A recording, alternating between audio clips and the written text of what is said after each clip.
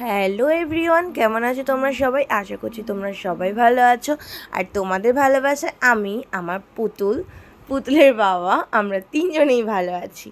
দেখো সকাল সকাল উঠে আমাদের কত আদর করছে পুতুলের বাবা। তারপর আমি পুতুলকে স্নান করিয়ে নিলাম, যাবে একটু আমার বাপের বাড়িতে। এই দেখো আমি আমার পুতুল রেডি হয়ে গেলাম, পুতুলকে জামা প্যান্ট পরিয়ে।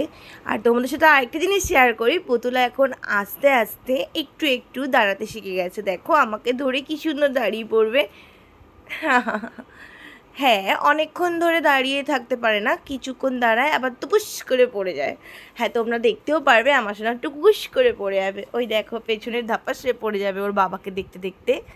ওই দেখো ওই দেখো, আবার আমার জামাটাও ধরে রাখে। ও যা হয়েছে না, কি বলবো তোমাদেরকে আর। খুব দুষ্টু খুব দুষ্টু। ঘুম তো নেই তার চোখে এক ফোঁটাও, একটুও ঘুমায় না সে। ওই দেখো পড়ে গিয়েও হাসি দেবে। তারপর ও বাড়িতে গেলাম, গিয়ে দেখো আমার দুই দাদা মিলে কি কাণ্ড করে রেখেছে। আমাকে আমার বড়দাদা দেখাতে এসছে যে দেখবো না এটা কি, এটা কি তোমরা বলো তো। হ্যাঁ, দাদা তো মুখটা দেখিয়ে দিল, এবার বুঝতেই পারবে এটা হাঁস। হ্যাঁ, এটা হাঁস। মানে দুই ভাই মিলে এখানে ভাত মাখিয়ে ভাত খেতে দিচ্ছে অলিকে। অলি মানে আমার দাদা এখানে কুকুর পোষে, ওর নাম অলি। আর অলিকে ভাত দেওয়ার পরে এখানে নাকি কাটাকুটি হবে। কি কাটাকুটি হবে? এই হাঁসটাকে কাটবে দাদা। তার জন্য আমার বড়দা ওকে একটু হেল্প করে দিচ্ছে। এই দেখো এখানে না আমার সাথে দাদা বটিটাও এনে দিল আর বলছে একটু গামলাটা আন।